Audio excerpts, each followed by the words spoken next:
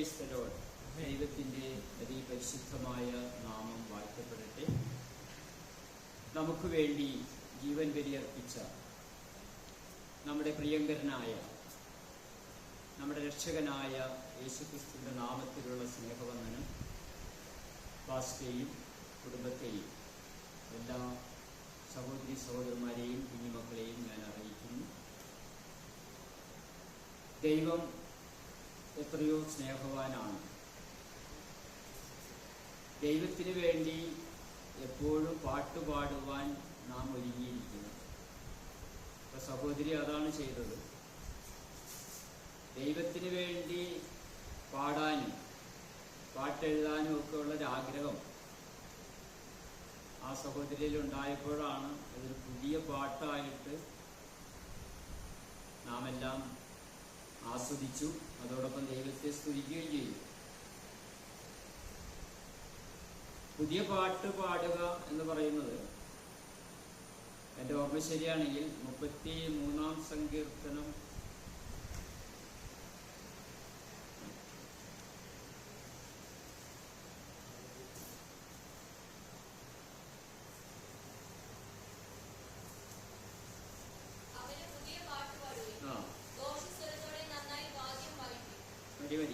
അവന് പുതിയ പാട്ട് പാടുവിൻ, ഘോഷസ്വരത്തോടെ നന്നായി വാദ്യം വായിക്കും. യഹോവ ആഗ്രഹിക്കുന്നത് ഒരു പുതിയ പാട്ട് പാടാനാണ്. ഫാസ്റ്റ് പറഞ്ഞതുപോലെ അതിന് 2 മീനിങ് ഉണ്ട്. ഒന്ന്, പുതിയതായിട്ടൊരു പാട്ട് എഴുതുക. രണ്ടാമത്തെ മീനിങ്, അത് നിർവൃതിയോടെ, സന്തോഷത്തോടെ, ആനന്ദത്തോടെ, ഉണർവോടെ, സുബോധത്തോടെ പാടണം.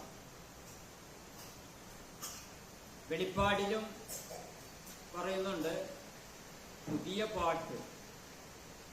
പുതിയ പാട്ടിനെ കുറിച്ച് വെളിപ്പാടിലും പറയുന്നുണ്ട്. ഈ പുതിയ പാട്ട് എപ്പോഴും ആവശ്യമാണ്. ഈ പുതിയ പാട്ടുകൾ പാടുന്തോറും നാം ദൈവമായിട്ട് കൂടുതൽ കൂടുതൽ അടുക്കും. അതാണ് പുതിയ പാട്ടിന്റെ ഗുണം. എപ്പോഴും പുതിയതിനെയാണല്ലോ മനുഷ്യൻ ഇഷ്ടപ്പെടുന്നത്. പുതിയ പാട്ട് പാടുന്തോറും ദൈവവുമായിട്ടുള്ള നമ്മുടെ ബന്ധം വർദ്ധിക്കും. ആ ബന്ധം വഴിയായിട്ട് ദൈവാനുഗ്രഹം ധാരാളം നമ്മിലേക്ക് ലഭിക്കും. നാം ഉണർന്നു പ്രവർത്തിക്കും. അതോടൊപ്പം ഒത്തിരി ദൈവമക്കളെ നേടിയെടുക്കാനായിട്ട് നമുക്ക് അവസരം ലഭിക്കും. പ്രസംഗിക്കുന്നതിൻ്റെയും പാട്ട് എഴുതുന്നതിൻ്റെയും പാടുന്നതിൻ്റെയൊക്കെ പരമോന്നതമായ ലക്ഷ്യം എന്ന് പറയുന്നത് ദൈവമക്കളെ വാർത്തെടുക്കുക എന്നുള്ളതാണ്. ദൈവം അത്രമാത്രം നമ്മെ സ്നേഹിക്കുന്നു. ദൈവം പരിശുദ്ധനാണ്. ദൈവത്തിൻ്റെ സ്നേഹം ഇന്നുവരെയും പൂർണ്ണമായിട്ട് മനുഷ്യൻ അറിഞ്ഞിട്ടില്ല. യഥാർത്ഥത്തിൽ ദൈവത്തിൻ്റെ സ്നേഹം അറിഞ്ഞവരാണ് ആദിപിതാക്കന്മാരും അപ്പസ്തോലന്മാരൊക്കെ. അതിൻ്റെതായ മാറ്റം അവർക്കുണ്ടായി. നമുക്കൊരു മാറ്റമില്ലാത്തത് ദൈവസ്നേഹം യഥാർത്ഥത്തിൽ അനുഭവിക്കാൻ നമുക്ക് ഇതുവരെ കഴിഞ്ഞിട്ടില്ല എന്നുള്ളതാണ് സത്യം. അറിഞ്ഞാൽ നമ്മളിങ്ങനെ ഒന്നും ഇരിക്കില്ല. അറിഞ്ഞാൽ നാം തുള്ളിച്ചാടും. നാം ഈ ലോകത്തെ അങ്ങോട്ട് മറക്കും. ഇപ്പൊ നമ്മുടെ മുന്നിലുള്ളത് മുഴുവൻ എന്താണ്? ഈ ലോകം, ഈ ലോകം, ഈ ലോകം. ലോകത്തെ അങ്ങോട്ട് മറക്കാൻ നമുക്ക് സാധിക്കുന്നില്ല.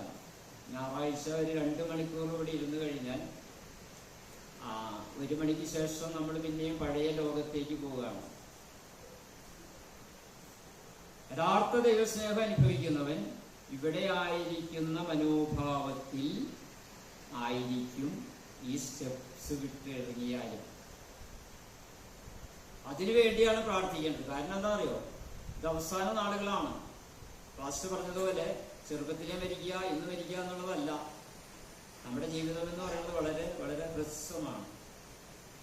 ദൈവത്തിൻ്റെ സമയവും നമ്മുടെ സമയവും നോക്കുമ്പോൾ ദൈവത്തിന് ഇത് ഒരു നിസ്സാര സമയമാണ്.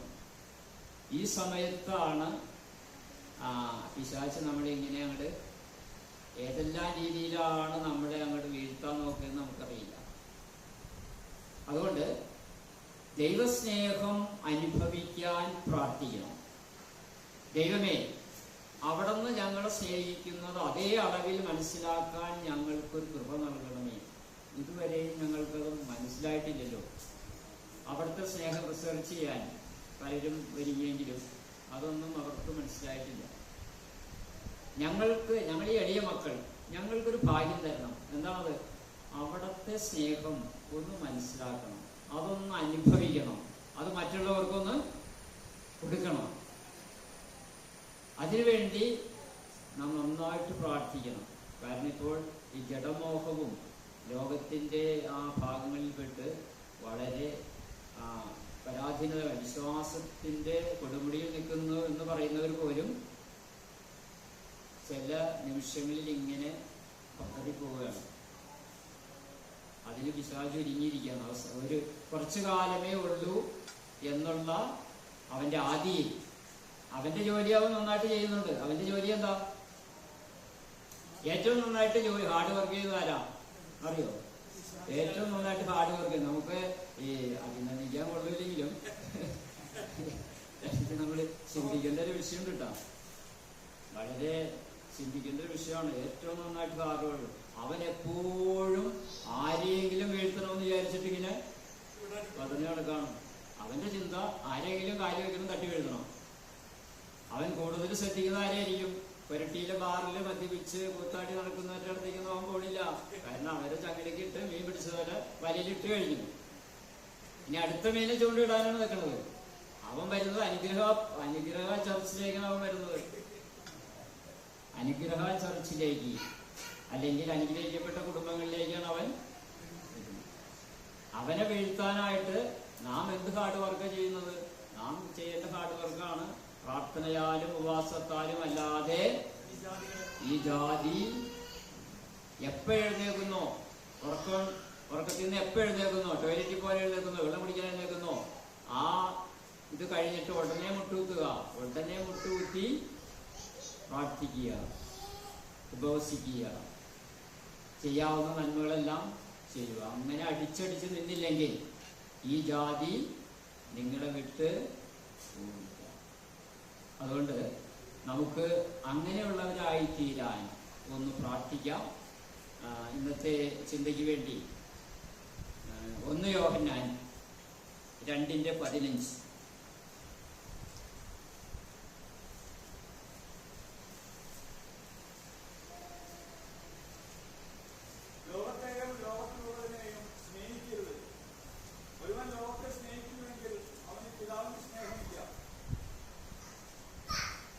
ഓക്കെ, അടുത്തും കൂടി വായിച്ചോളൂ.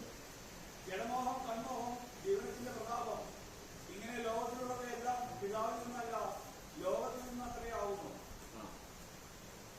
ലോകവും അതിന്റെ മോഹവും ഒഴിഞ്ഞു പോകുന്നു. ദൈവേഷ്ടം ചെയ്യുന്നവനോ എന്നേക്കും ജീവിക്കുന്നു. അതെ, ലോകത്തെയും ലോകത്തിലുള്ളതിനെയും സ്നേഹിക്കരുത്. ലോകത്തെയും ലോകത്തിലുള്ളതിനെയും സ്നേഹിക്കരുത്. ഒരുവൻ ലോകത്തെ സ്നേഹിക്കുന്നെങ്കിൽ അവനിൽ പിതാവിന്റെ സ്നേഹമില്ല. പിതാവിന്റെ സ്നേഹം നമ്മിൽ ഉണ്ടാകണമെങ്കിൽ നാം എന്ത് ചെയ്യണം എന്നാണ് യോഹന്നാൻ പറയുന്നത്? ലോകത്തെയോ ലോകത്തിലുള്ളതൊന്നിനെയും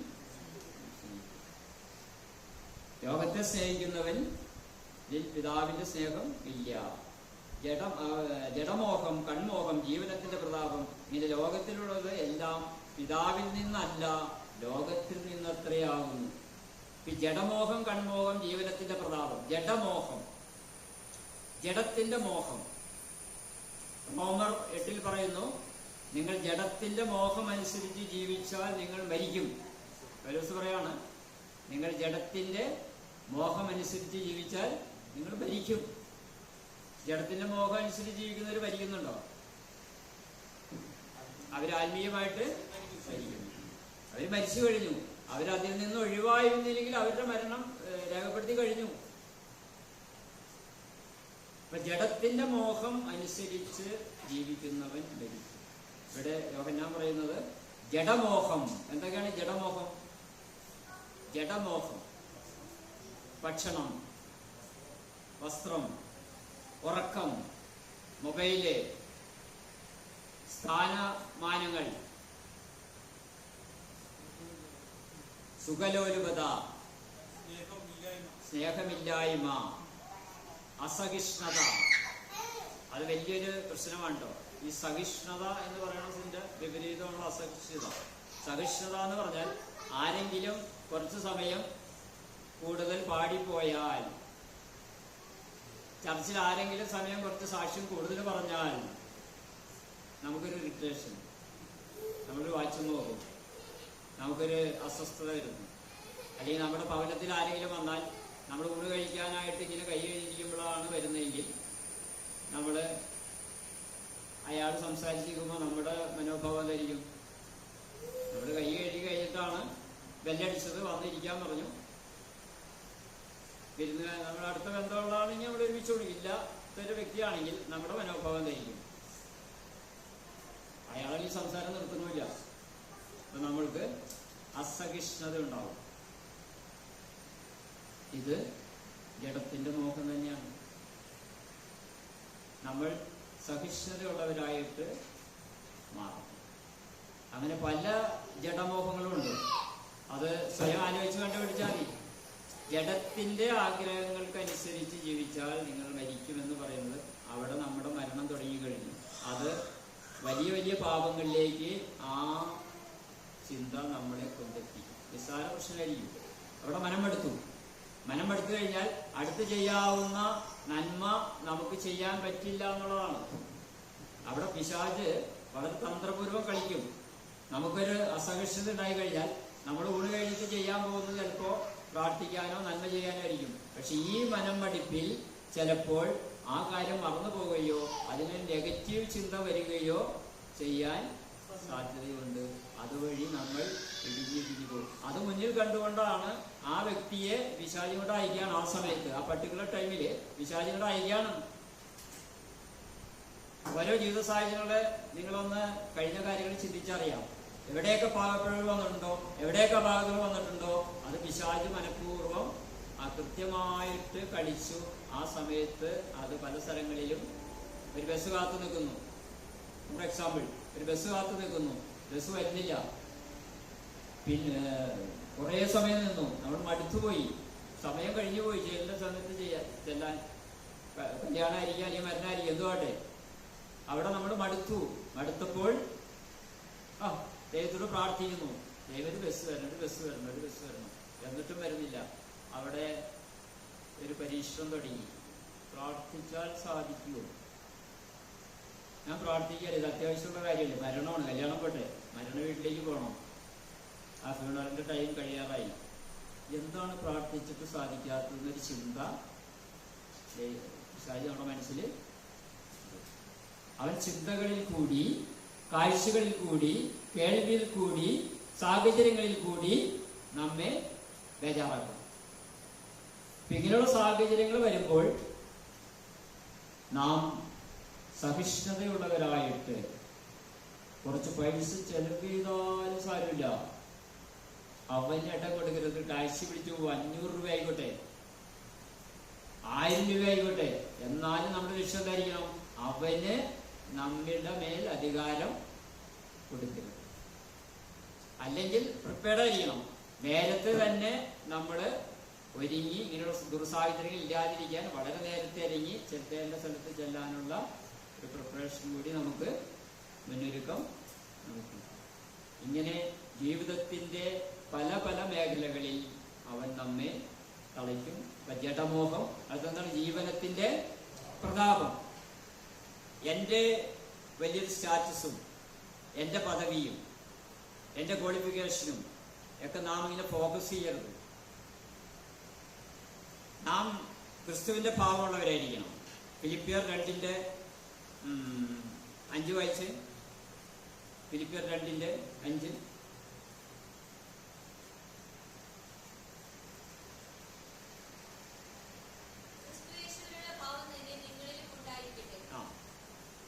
അടുത്ത വരി.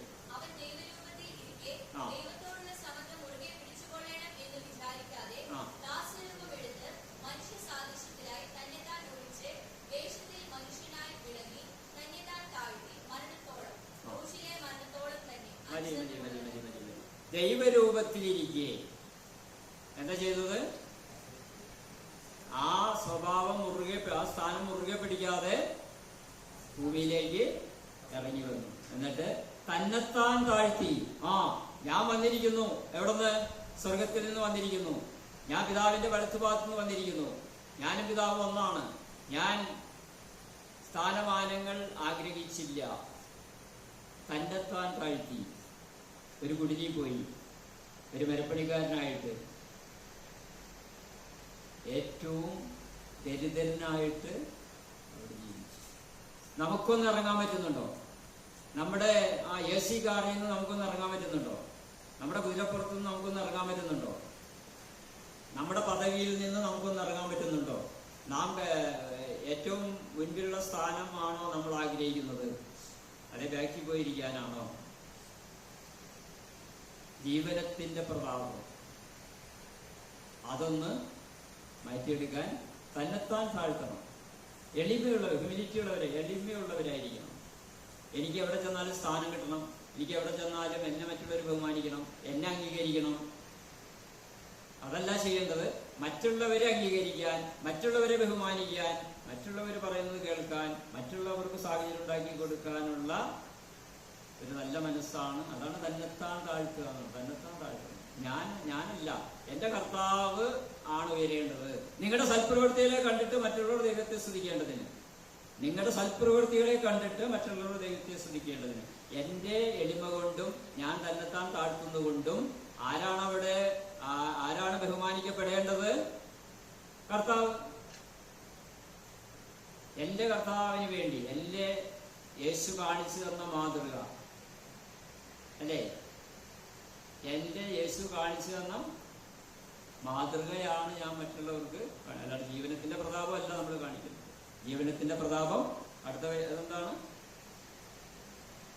ജീവനത്തിന്റെ പ്രതാപം ഇങ്ങനെ ലോകത്തിലുള്ളതെല്ലാം പിതാവിൽ നിന്നല്ല, ലോകത്തിൽ നിന്ന് അത്രയാകുന്നു. ഇതെല്ലാം ലോകത്തിന്റെ ഭാഗങ്ങളാണ്. ലോകത്തിന്റെ ഭാഗം എന്ന് പറഞ്ഞാൽ പിശാച് കൊണ്ടിരുന്നതാണ്. ഇതെല്ലാം മാറ്റിവെക്കുമ്പോഴാണ് നാം ദൈവത്തിന്റെ മക്കളായിട്ട് അറിയപ്പെടുന്നത്. ലോകവും അതിന്റെ മോഹവും ഒഴിഞ്ഞു പോകുന്നു. ദൈവേഷ്ടം ചെയ്യുന്നവരോ എന്നേക്കും നിലനിൽക്കുന്നു. ദൈവേഷ്ടം ചെയ്യുന്നവരാണ് എന്നേക്കും നിലനിൽക്കുന്നത്. നമുക്ക് എഫേസ്യർ 5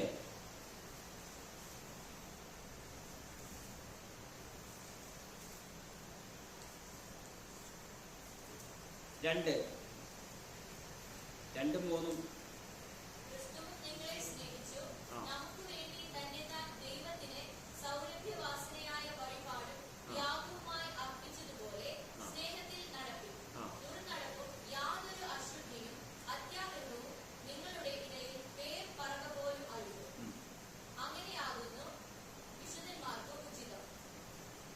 അതെ, ക്രിസ്തു നിങ്ങളെ സ്നേഹിച്ച് നമുക്ക് വേണ്ടി തന്നെത്താൻ ദൈവത്തിന് സൗരഭ്യവാസനയായ വഴിപാടും യാഗവുമായി അർപ്പിച്ചതുപോലെ സ്നേഹത്തിൽ നടത്തുന്നു. എങ്ങനെയാണ്? ക്രിസ്തു നമുക്ക് വേണ്ടി, നിങ്ങളെ സ്നേഹിച്ച് നമുക്ക് വേണ്ടി തന്നെത്താൻ ദൈവത്തിന് സൗരഭ്യവാസനയായി. യേശു എന്താ ചെയ്തത്? ക്രിസ്തു എന്താ ചെയ്തത്? സൗരഭ്യവാസനയായിട്ട് മാറി. പെർഫ്യൂം അടിച്ചത് കൊണ്ടല്ല, തന്നെത്താൻ താഴ്ത്തി ഈ ലോകത്തിലെ എല്ലാ ജനങ്ങൾക്കും വേണ്ടി യാഗമായി തീർന്നത് കൊണ്ടാണ് അവിടെ സൗരഭ്യവാസനയായി തീരാനായിട്ട് യാഗമായി തീർന്നു. അർപ്പിച്ചതുപോലെ സ്നേഹത്തിൽ നടക്കുകയും ദുർനടപ്പും യാതൊരു അശുദ്ധിയും അത്യാഗ്രഹവും നിങ്ങളുടെ ഇടയിൽ പേര് പറയുക പോലും അരുത്. അങ്ങനെയാകുന്നു വിശുദ്ധന്മാർക്ക് ഉചിതം. ചീത്തത്തരം, പൊട്ടച്ചൊൽ, കളിവാക്ക് ഇങ്ങനെ ചേർച്ചയില്ലാത്തൊന്നും അരുത്. സ്തോത്രമത്രേ വേണ്ടത്. അങ്ങനെ ഒത്തിരി കാര്യങ്ങൾ പറയുന്നുണ്ട്. അപ്പൊ സ്തോത്രത്തോടുകൂടി വിശുദ്ധിയോടുകൂടി എനിക്ക് എങ്ങനെ ഒരു സൗരഭ്യവാസനയായിട്ട് പോകാൻ സാധിക്കും? എനിക്ക് എങ്ങനെ യാഗമായിട്ട് മാറാൻ സാധിക്കും? യേശു നമുക്ക് വേണ്ടി യാഗമായി തീർന്നതുപോലെ എനിക്ക് എങ്ങനെ ഒരു യാഗമായി തീരാൻ സാധിക്കും? ഇത്രേ ഉള്ളൂ. എന്റെ ജീവിതത്തിന്റെ പ്രതാപം ഞാൻ മാറ്റണം. ലോകത്തിലുള്ള ഒന്നിനെയും സ്നേഹിക്കാതെ ദൈവത്തിൽ നിന്ന് വരുന്നത് സ്വീകരിക്കാനും സ്നേഹിക്കാനും ആ സ്നേഹം അനുഭവിക്കാനും അത് കൊടുക്കാനും പറ്റുന്ന അവസ്ഥയിലേക്ക് നമ്മൾ വരണം. റോമർ 12:1.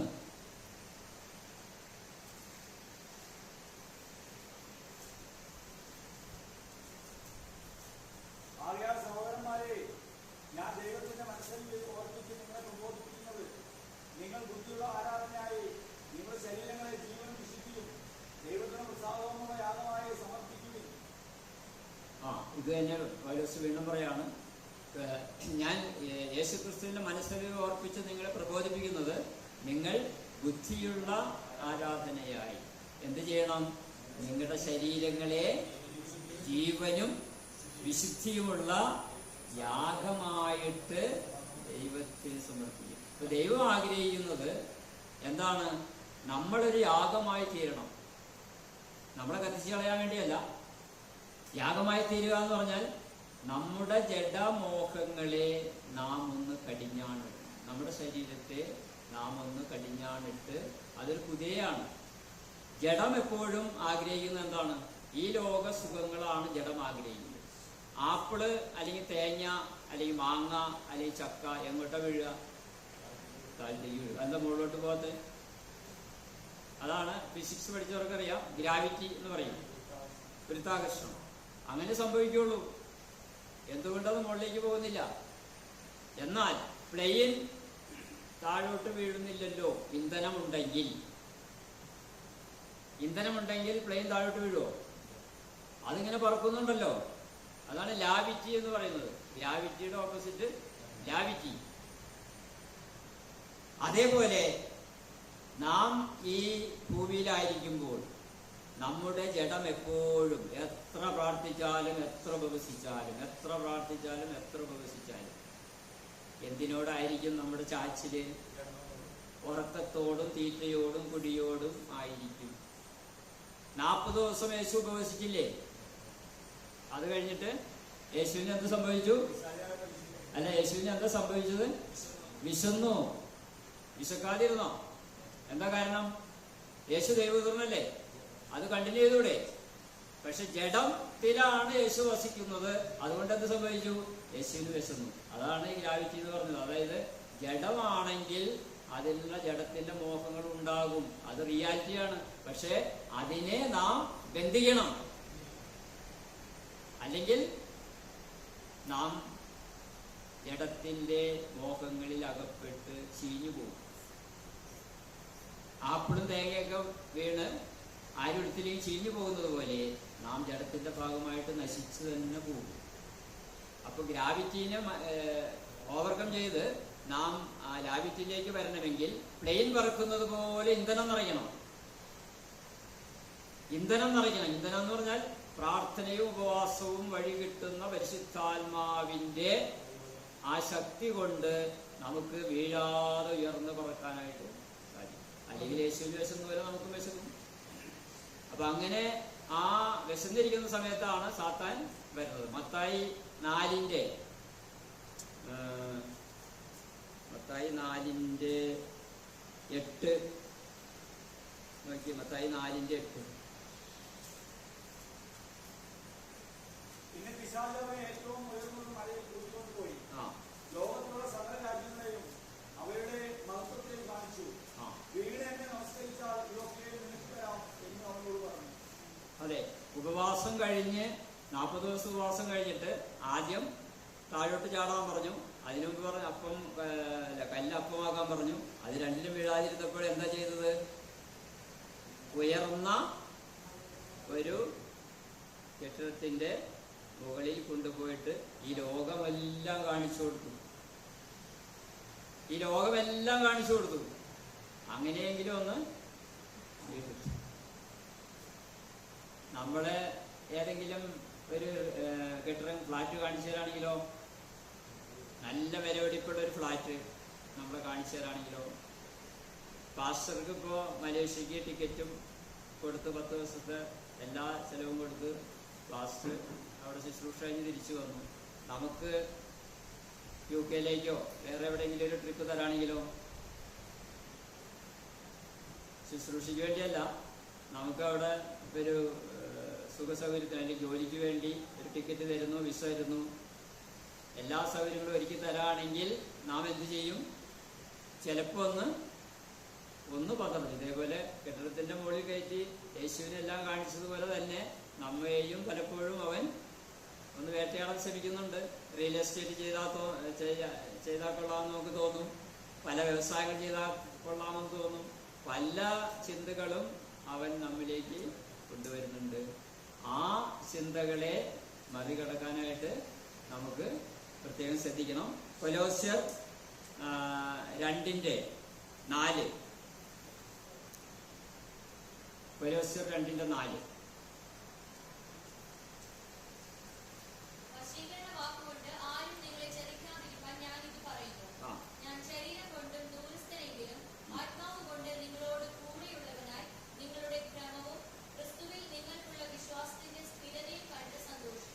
മതി 8 വായിച്ചേ. അതിന്റെ 8.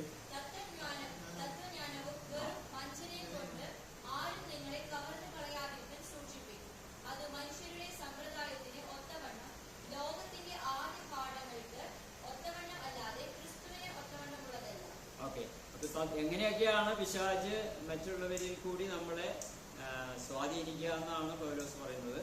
ഒന്ന്, മറ്റുള്ള ഈ കളിവാക്ക്, കൊട്ടവാക്ക് മുതലായ കാര്യങ്ങൾ വെച്ച് നമ്മളെ. പിന്നെ കൂടുതൽ വിദ്യാഭ്യാസമുള്ളവരുടെ അടുത്ത് എങ്ങനെ ചെയ്യാം? തത്വജ്ഞാനം കൊണ്ട്, ഫിലോസഫി കൊണ്ട് അവൻ കീഴടക്കുക. അങ്ങനെ ഉള്ളവരുടെ അടുത്ത് സാധാരണ കാര്യങ്ങൾ പറഞ്ഞാൽ പോരാ. അപ്പൊ ഫിലോസഫി പറഞ്ഞ് അവനെ കൂടുതൽ കൂടുതൽ ജ്ഞാനിയാക്കി കഴിയുമ്പോൾ ആ തിയോളജിയിൽ നിന്ന് അവൻ ക്രമേണ ഇങ്ങനെയൊക്കെ ഉള്ള ആ സാഹചര്യങ്ങൾ വരാതിരിക്കാനാണ് യോഹന്നാൻ പറയുന്നത്. ലോകവും ഇതെല്ലാം, ഈ പറഞ്ഞത് മുഴുവൻ ഞാൻ ഈ പല ഭാഗങ്ങൾ വായിപ്പിച്ചത്, ഇതെല്ലാം ലോകത്തിന്റെ ഭാഗങ്ങളാണ്. അതാണ് യോഹന്നാൻ ആദ്യം പറഞ്ഞത്, ലോകത്തിലുള്ള ഒന്നിനെയും നിങ്ങൾ സ്നേഹിക്കരുത്. അപ്പൊ ലോകത്തിലുള്ള ഒന്നിനെയും സ്നേഹിക്കാതെ എങ്ങനെ ജീവിക്കും? ലോകത്തിലുള്ള ഒന്നിനെയും നിങ്ങൾ സ്നേഹിക്കരുത് എന്ന് പറഞ്ഞാൽ ലോകത്തിലുള്ള ഇത് ദൈവത്തിന് ഇഷ്ടമില്ലാത്ത ഒന്നും. ഏദൻ തോട്ടത്തിൽ എന്തായിരുന്നു? എല്ലാം കഴിക്കാം, ഒരു പഴം മാത്രം. അതിൻ്റെ ഒരു തുടർ ചിന്തയാണത്. ഈ ലോകത്തിലുള്ളത് എല്ലാം എന്ന് പറയുമ്പോൾ നമ്മോട് പറയുന്ന ചില കാര്യങ്ങളുണ്ട്. നമ്മുടെ ടേബിളിൽ നമുക്ക് എല്ലാം ഉണ്ട്, പക്ഷേ ഏതെങ്കിലും ഒന്ന് ഉപേക്ഷിക്കാനുള്ള ഒരു ത്യാഗമനസ്ഥിതി നമുക്കുണ്ടാകും. അത് ചിലപ്പോൾ ഡോക്ടർ പറഞ്ഞിരിക്കുന്ന ഉപ്പായിരിക്കും, ഡോക്ടർ പറഞ്ഞിരിക്കുന്ന ഷുഗർ ആയിരിക്കും. ഇത് തെറ്റാണോ? ഇപ്പൊ ഡയബറ്റിക് ഉള്ള ആള് ഷുഗർ കഴിക്കുന്നത് തെറ്റാണോ? ഡോക്ടർ പറയുന്നു അത് ഉപയോഗിക്കരുതെന്ന് പറയുന്നു. അപ്പൊ ഡോക്ടർ പറഞ്ഞാൽ, ഡോക്ടർ ദൈവമൊന്നുമല്ലല്ലോ, പക്ഷേ ഡോക്ടർ പറയുന്നത് അനുസരിക്കാതെ ഉപയോഗിച്ചാൽ ഷുഗർ വരും. ഷുഗർ കൂടുതൽ കിഡ്നിയിലേക്കും ഇതിലേക്കൊക്കെ പോകും. ചിലപ്പോൾ കാല് കുറിച്ച് പറ്റേണ്ടി വരും. അവിടെ ദൈവത്തെ നിന്ദിക്കാൻ ഇടവരും. അപ്പൊ അത് അങ്ങനെ ഒരു ചെറിയ കാര്യം പോലും നിയന്ത്രിക്കാൻ പറ്റുന്നില്ലെങ്കിൽ, അപ്പൊ ഏത് സാഹചര്യത്തിലും നമ്മോട് ദൈവം സംസാരിക്കുന്നുണ്ട്, എല്ലാം കഴിക്കാം, പക്ഷെ ഒരു കാര്യം മാത്രമെങ്കിലും രക്ഷിക്കും. അതാണ് ലോകത്തിലുള്ളത് എല്ലാം. എല്ലാം എന്ന് പറയുമ്പോൾ ലോകത്തിലുള്ള എല്ലാം ഉപേക്ഷിച്ചിട്ട് നമുക്ക് ഇവിടെ ഇരിക്കാനോ ജീവിക്കാനോ പറ്റില്ല. നമ്മുടെ സാഹചര്യങ്ങളനുസരിച്ച് നമ്മോട് വേണ്ട എന്ന് പറയുന്ന കാര്യങ്ങൾ അത് കൃത്യമായിട്ട് പാലിച്ചേ പറ്റൂ.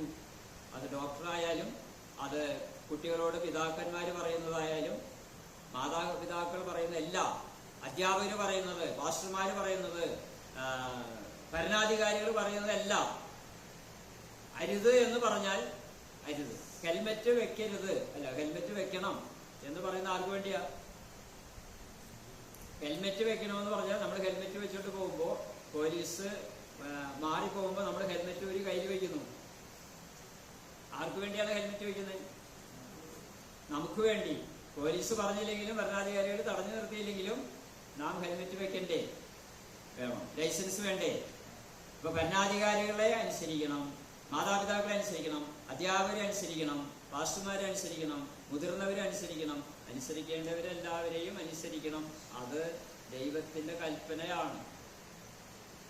ഞാൻ ദൈവത്തെ മാത്രമേ അനുസരിക്കുള്ളൂ, ഞാൻ ദൈവത്തിന്റെ പ്രമാണങ്ങളും വചനങ്ങളും കൃത്യമായിട്ട് പാലിക്കുന്നുണ്ട്. അത് തന്നെയല്ലേ ഒരു ചെറുപ്പക്കാരൻ യേശുവിനോട് പറഞ്ഞത്. ഞാൻ ന്യായപ്രമാണം അനുസരിക്കുന്നു, ഞാൻ എല്ലാം അനുസരിക്കുന്നു, ഞാൻ എല്ലാ വഴിപാടും കൊടുക്കുന്നു, എല്ലാം ഓക്കെയാണെന്ന് പറഞ്ഞപ്പോൾ യേശു എന്ന് പറഞ്ഞു, എല്ലാം ശരിയാണ്, പക്ഷെ നിനക്ക് ഒരു കുറവുണ്ട്. പല കുറവെന്ന് പറഞ്ഞില്ല, നിനക്ക് ഒരു കുറവുണ്ട്. ആ ഒരു കുറവ് കണ്ടുപിടിക്കലാണ് നമ്മുടെ ഇന്നത്തെ ചിന്താവിഷയം. എന്റെ കുറവെന്താണ്? എന്റെ കുറവെന്താണ്? ഈ ലോകവും ലോകത്തിന്റെ മോഹങ്ങളും ഒഴിഞ്ഞു പോകുമെങ്കിൽ ഞാൻ ഈ ലോകത്ത് ജീവിക്കുമ്പോൾ ഈ ലോകത്തോട് എന്നെ അടുപ്പിക്കുന്ന, ഈ ലോകത്തോട് എന്നെ ബന്ധിപ്പിക്കുന്ന, ഈ ലോകത്തിൽ നിന്ന് വിട്ടുമാറാൻ പറ്റാത്ത, കുറെ വർഷങ്ങളായിട്ട് ഞാൻ താലോലിച്ച് കൊണ്ടുകിടക്കുന്ന എൻ്റെ ഒരു പ്രശ്നം, എൻ്റെ ഒരു കുറവ്, അത് ഉറക്കമായിരിക്കാം, അത് ഭക്ഷണ പദാർത്ഥങ്ങളോടുള്ള ആർത്തിയായിരിക്കാം, അത് സ്ഥാനമാനങ്ങളായിരിക്കാം, ജീവനത്തിന്റെ പ്രതാപമായിരിക്കാം, ജഡത്തിന്റെ മോഹമായിരിക്കാം, കൺമോഹമായിരിക്കാം, കണ്ണിന്റെ മോഹം, കണ്ണിന്റെ മോഹം, ജഡമോഹം, ഇതൊന്നും ദൈവത്തിന് ഇഷ്ടമില്ലാത്ത കാര്യമാണ്. അതുകൊണ്ട് നമുക്ക് കൂടുതൽ വിശുദ്ധിയുള്ളവരായി തീരുവാൻ വേണ്ടി നമുക്ക് ജഡത്തിന്റെ മോഹങ്ങളെ ദൂഷിക്കാനായിട്ട് നമുക്ക് കൂടുതൽ പ്രാർത്ഥിക്കണം, ഉപവസിക്കണം. ഈ ലോകവും അതിന്റെ മോഹവും ഒഴിഞ്ഞു പോകും. ദൈവേഷ്ടം നിറവേറ്റുന്നവനോ എന്നേക്കും നിലനിൽക്കും. അപ്പൊ ഈ ലോകത്തിൽ ജീവിക്കുമ്പോൾ താമര, ഒരു ഉദാഹരണം, താമര എവിടെ വളരുന്നേ? താമര ചെളിയിലും വെള്ളത്തിലും. നമ്മുടെ സാധാരണ വീട്ടുമുറ്റത്ത് അങ്ങനെ ഒരു ഇത് കണ്ടിട്ടില്ല. വീട്ടുമുറ്റത്തൊന്നും താമര വളരുന്ന ഞാൻ കണ്ടിട്ടില്ല. ഉണ്ടോ? സാധാരണ താമര വളരുന്നത് ചെളിയുള്ള വെള്ളത്തിലോ അല്ലെങ്കിൽ കുളത്തിലോ ഈ തോടിലൊക്കെയാണ് താമര വളരുന്നത്, താമര ആമ്പലൊക്കെ. പക്ഷേ ആ താമരപ്പൂ വളരെ മനോഹരമായിരിക്കും, ഇല്ലേ? താമരയുടെ ഇലയ്ക്കുള്ള പ്രത്യേകത എന്താണെന്നറിയോ? താമരയുടെ ഇല വെള്ളത്തിൽ മുങ്ങി കിടക്കുന്നത്, ആ ഇല പൊക്കി കഴിഞ്ഞാൽ ഒരു തുള്ളി വെള്ളം അതിലുണ്ടാവില്ല.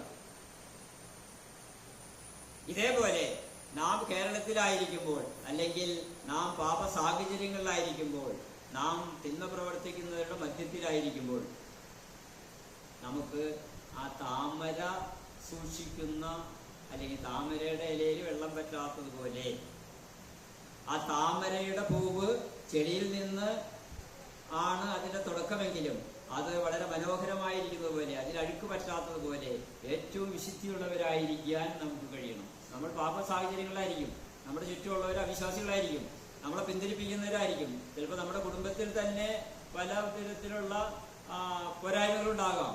അവിടെയൊക്കെ ഈ താമരയുടെ ഇല പോലെ, വെള്ളം പറ്റാത്തതുപോലെ, അഴുക്ക് പറ്റാത്തതുപോലെ പാപസാഹചര്യങ്ങൾ വരാതിരിക്കുവാനും താമരപ്പൂ ഏറ്റവും മനോഹരമായിരിക്കുന്നത് പോലെ ആയിരിക്കാനും നമ്മൾ പ്രത്യേകം ശ്രദ്ധിക്കണം. ഈ ലോകവും അതിന്റെ മോഹവും ഒഴിഞ്ഞു പോകും. ദൈവേഷ്ടം നിറവേറ്റുന്നവനോ എന്നേക്കും നിലനിൽക്കും.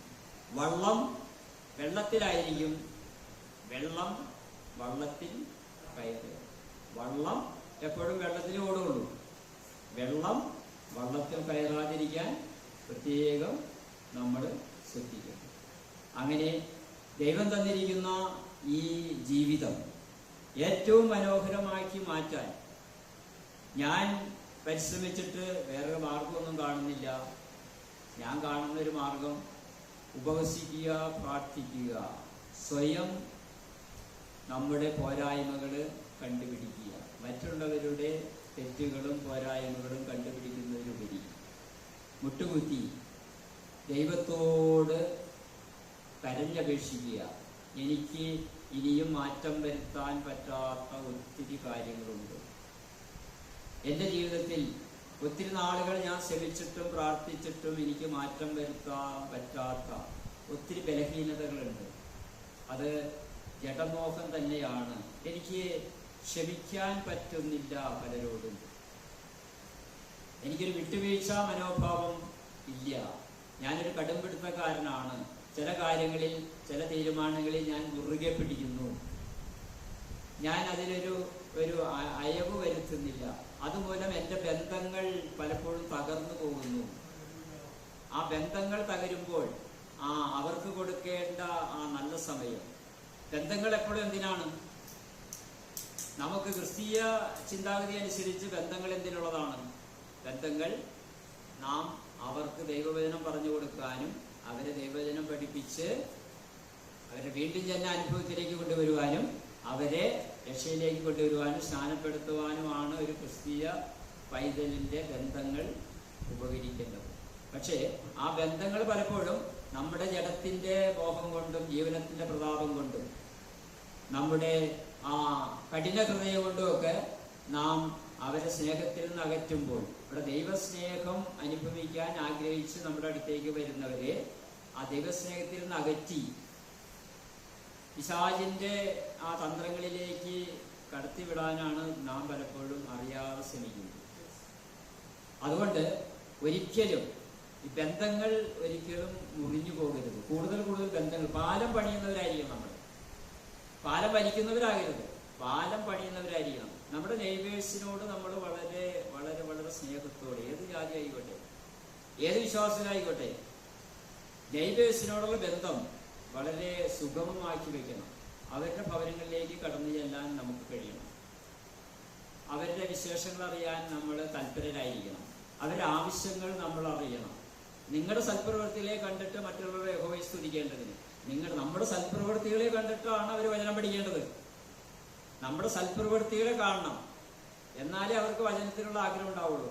നാം അവരെ എന്തുമാത്രം സ്നേഹിക്കുന്നു, നാം എന്തുമാത്രം പരിഗണിക്കുന്നു. വെറുതെ ക്യാഷ്വലായിട്ട് നമ്മളൊരു ഗുഡ് മോർണിംഗ് പറയുകയോ അല്ലെങ്കിൽ സ്നേഹമാണോ സുഖമാണോ എന്ന് ചോദിക്കുകയോ അതല്ല അവരാഗ്രഹിക്കുന്നു.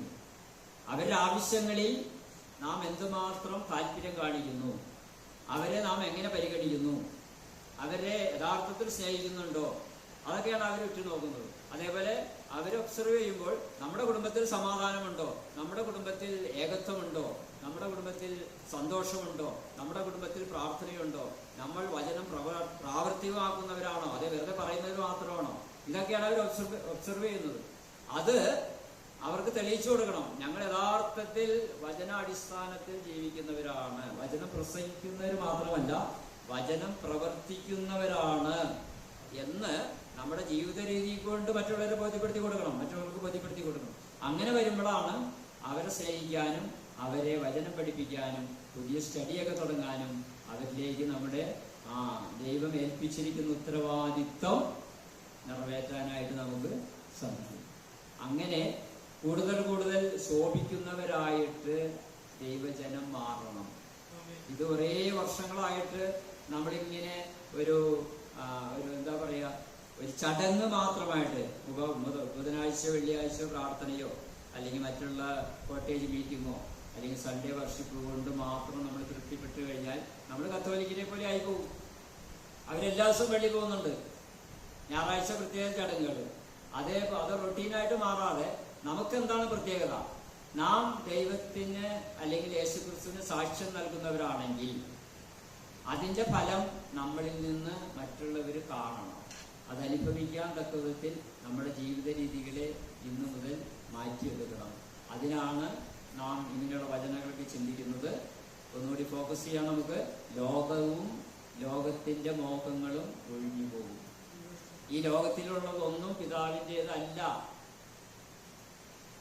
ജഡമോഹം, ജീവനത്തിന്റെ പ്രതാപം, കൺമോഹം, ഇതെല്ലാം ലോകത്തിൻ്റെത് മാത്രമാണ്.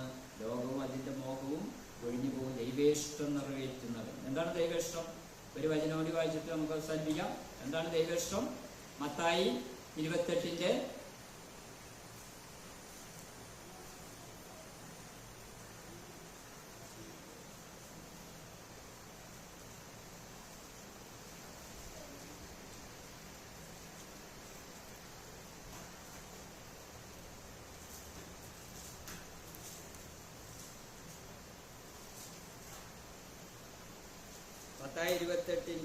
19 ഞാൻ തന്നെ ആകയാൽ നിങ്ങൾ പുറപ്പെട്ട് പിതാവിന്റെയും പുത്രന്റെയും പരിശുദ്ധാത്മാവിന്റെയും നാമത്തിൽ സ്നാനം കഴിപ്പിച്ചും ഞാൻ നിങ്ങളോട് കൽപ്പിച്ചതൊക്കെയും പ്രമാണിപ്പാൻ തക്കവണ്ണം ഉപദേശിച്ചും കൊണ്ട് സകല ജാതികളെയും ശിഷ്യരാക്കിക്കൊള്ളുന്നു. ഞാനോ ലോകാവസാനത്തോളം എല്ലാ നാളും നിങ്ങളോട് കൂടെ ഉണ്ടെന്ന്. എന്താണ് യഥാർത്ഥത്തിൽ ദൈവേഷ്ടം? എന്താണ് യഥാർത്ഥത്തിൽ ദൈവേഷ്ടം? ഇത് തന്നെയാണ്. ഞാനോ നിങ്ങളോട് കൽപ്പിച്ചത്. ആകയാൽ നിങ്ങൾ പുറപ്പെട്ട് പിതാവിന്റെയും പുത്രന്റെയും പരിശുദ്ധാത്മാവിന്റെയും നാമത്തിൽ സ്നാനം കഴിപ്പിക്കും. ഞാൻ നിങ്ങളോട് കൽപ്പിച്ചത് ഒക്കെയും പ്രമാണിപ്പാൻ തക്കവണ്ണം ഉപദേശിച്ചും കൊണ്ട് സകല ജാതികളെയും ശിഷ്യരാക്കിക്കൊള്ളു. ഞാനോ ലോകാവസാനത്തോളം എല്ലാ നാളും നിങ്ങളോടുകൂടി. ഇപ്പൊ ഞാൻ നിങ്ങളോട് കൽപ്പിച്ചതൊക്കെയും പ്രമാണിപ്പാൻ തക്ക വിധത്തിൽ നിങ്ങൾ പുറപ്പെടണമെങ്കിൽ ഞാൻ ലോകത്തിന്റെ ഭാഗത്ത് നിന്ന് വിട്ടുനിന്നാൽ മാത്രമേ പറ്റുള്ളൂ. എത്ര കോടി ജനങ്ങളുണ്ടായിരുന്നു? എത്ര കോടി ജനങ്ങൾ ഇപ്പോഴും ഉണ്ട് വിശ്വാസത്തിൽ? എത്ര പേര് ഈ ലോകത്തിന്റെ ഭാഗത്ത് നിന്ന് ഇങ്ങനെ വേർപെട്ടു പോകുന്നുണ്ട്?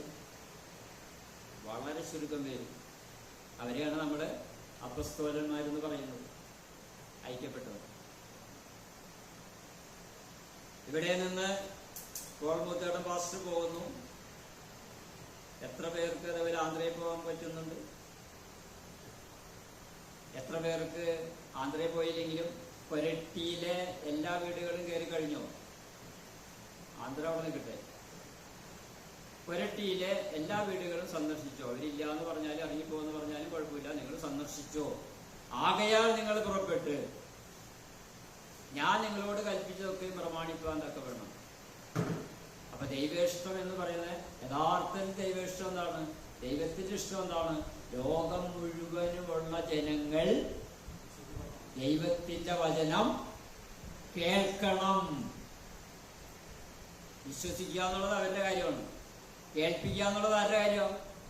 നമ്മുടെ ഉത്തരവാദിത്തമാണ്, നമ്മുടെ കമ്മിറ്റ്മെന്റ് ആണത്. അപ്പൊ യഥാർത്ഥത്തിൽ ദൈവേഷ്ടം ചിന്തിച്ച് വരുമ്പോൾ ഇത് തന്നെയാണ് ദൈവേഷ്ടം. ദൈവം എനിക്ക് തന്ന വലിയൊരു സമ്മാനം, ഞാനത് വിളിച്ചു പറയുന്നു.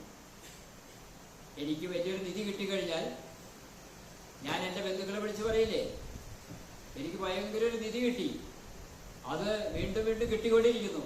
ഞാൻ എൻ്റെ സഹോദരനെ വിളിച്ചു പറയില്ലേ, ഞാൻ എൻ്റെ മക്കളെ വിളിച്ചു പറയില്ലേ, ദാ വലിയൊരു നിധി കിട്ടിയിരിക്കുന്നു, നമുക്ക് എത്രയോ വർഷം സുഖമായിട്ട് ജീവിക്കാനുള്ള നിധിയുണ്ട്, വാ അനുഭവിക്കുക അനുഭവിക്കുക അനുഭവിക്കുക എന്ന് പറയുന്ന ഒരു മനോഭാവം. എനിക്ക് കിട്ടിയിരിക്കുന്ന കണ്ണ് കണ്ടിട്ടില്ലാത്തതും ചെവി കേട്ടിട്ടില്ലാത്തതും ഒരു മനുഷ്യന്റെ ഹൃദയത്തിൽ ഇതുവരെ തോന്നിയിട്ടില്ലാത്തതും അതെന്തൊരു സൗഭാഗ്യമാണ്. അതാണ് സൗഭാഗ്യം. ബാക്കിയൊക്കെ നമ്മൾ അനുഭവിച്ചു കഴിഞ്ഞതാണ്, അതിനകത്ത് ഒരു സൗഭാഗ്യമൊന്നുമില്ല. നല്ല ഡിഷൊക്കെ നമ്മൾ അനുഭവിച്ചിട്ടില്ലേ, നല്ല വസ്ത്രം അനുഭവിച്ചിട്ടില്ലേ, പ്ലെയിനിൽ പോയിട്ടില്ലേ, ഇനി എന്താണ്? ഇനി അമേരിക്ക പോയാലും ഇത്രയൊക്കെ തന്നെ ഉള്ളൂ. കണ്ണ് കണ്ടിട്ടില്ലാത്തതും ചെവി കേട്ടിട്ടില്ലാത്തതും ഒരു മനുഷ്യന്റെ മനസ്സിൽ തോന്നിയിട്ടില്ലാത്തതുമായൊരു സൗഭാഗ്യം, അതാണ് യഥാർത്ഥത്തിൽ സൗഭാഗ്യം എന്നുള്ളത്. ഒരു മനുഷ്യന്റെ ഹൃദയത്തിൽ തോന്നിയിട്ടില്ലാത്ത സൗഭാഗ്യം അനുഭവിക്കാൻ ദൈവം തന്നിരിക്കുന്ന വലിയൊരു നിധിയാണ് ദൈവവചനം. അത് വിളിച്ചു പറയലാണ് ദൈവേഷ്ടം. ദൈവേഷ്ടം ചെയ്യുന്നവനോ ഒരു പ്രോമിസിനവിടെ ദൈവേഷ്ടം നിറവേറ്റുന്നവനോ എന്നേക്കും ജീവിക്കും. അവന് മരണമില്ല. ദൈവം എന്നുള്ളതുപോലെ അവൻ ദൈവത്തോടു കൂടിയായിരിക്കും. ആ ഒരു സൗഭാഗ്യത്തെ കുറിച്ചൊന്ന് പഠിച്ചാൽ, അതിനെ ഒന്ന് യഥാർത്ഥത്തിൽ മനസ്സിലേക്ക് അങ്ങോട്ട് സംഗ്രഹിച്ചാൽ, ഈ ലോകത്തെയും അതിന്റെ മോഹങ്ങളെയും വിട്ടൊഴിയും. 2024 ജൂൺ 16 മുതൽ എന്തെങ്കിലും ഒന്ന് ഉപേക്ഷിക്കാം. എനിക്ക് വേണ്ടിയല്ല, നിങ്ങൾക്കും ദൈവത്തിനും വേണ്ടി, എനിക്ക് വേണ്ടിയല്ല. 2024 ജൂൺ 16 ഞായറാഴ്ച മുതൽ ഇതുവരെയും ഇഷ്ടപ്പെട്ട് ചെയ്തുകൊണ്ടിരിക്കുന്ന എന്തെങ്കിലും, കറിയുന്ന പരാരൊന്നും പറയുന്നില്ല, ജീവിതത്തിൽ നിങ്ങൾക്ക് ഇഷ്ടമുള്ളൊരു കാര്യം ഒന്ന് മാറ്റി വയ്ക്കാവോ? എന്തിനു വേണ്ടിയാ? ദൈവേഷ്ടം നിറവേറ്റാൻ വേണ്ടി. ഇത് ലോകത്തിലുള്ളതാണ്. ഞാനിത് ഇന്ന് എൻ്റെ ദൈവത്തിന് വേണ്ടി മാറ്റിവെക്കുന്നു. എനിക്ക് പകരം ഒരു കാര്യം വേണം. എന്താണ്? ദൈവേഷ്ടം നിറവേറ്റണം. അതിനുള്ള ശക്തി എനിക്ക് നൽകണമേ എന്ന് പ്രാർത്ഥിക്കാൻ തക്ക വിധത്തിൽ ദൈവം നമ്മളെ ഒരുക്കിയെടുക്കട്ടെ എന്ന് പ്രാർത്ഥിക്കുന്നു. നമുക്ക് കണ്ണുകളടയ്ക്കാം, പ്രാർത്ഥിക്കാം. കാരുണ്യവാനായ ദൈവമേ, സ്വർഗ്ഗപിതാവേ, ഞങ്ങളെ ഒന്ന് ഒരുക്കിയെടുക്കണമേ. ഞങ്ങൾ ലോകത്തിൻ്റെ ഭാഗങ്ങളായിട്ട് അനേക നാളുകളായി ഇങ്ങനെ ജീവിക്കുന്നു. ഞങ്ങൾക്ക് ഈ ലോകത്തിൽ ജീവിച്ചേ പറ്റൂ. പക്ഷേ ഈ ലോകത്തിൽ ജീവിക്കുമ്പോഴും ലോകത്തിൽ നിന്ന് വേർപെട്ട് ദൈവത്തിൻ്റെ ഇഷ്ടം എന്താണെന്ന് യഥാർത്ഥത്തിൽ മനസ്സിലാക്കി അതനുസരിച്ച് ജീവിക്കുവാൻ ഞങ്ങളെ ഒന്ന് അനുഗ്രഹിക്കണമെന്ന് പ്രാർത്ഥിക്കുക. ഞങ്ങൾക്ക് എന്നും ദൈവേഷ്ടം നിറവേറ്റുന്നവരായിട്ട് ദൈവത്തോടൊപ്പം ജീവിക്കണം. അതിനുള്ള എല്ലാ ഭാഗ്യവും ഞങ്ങൾക്ക് നൽകണമെന്ന് പ്രാർത്ഥിക്കുന്നു. പ്രാർത്ഥന കേട്ടതുകൊണ്ട് സ്തോത്രം. യേശുക്രിസ്തുവിൻ്റെ ധന്യമായ നാമത്തിൽ തന്നെ. ആമേൻ.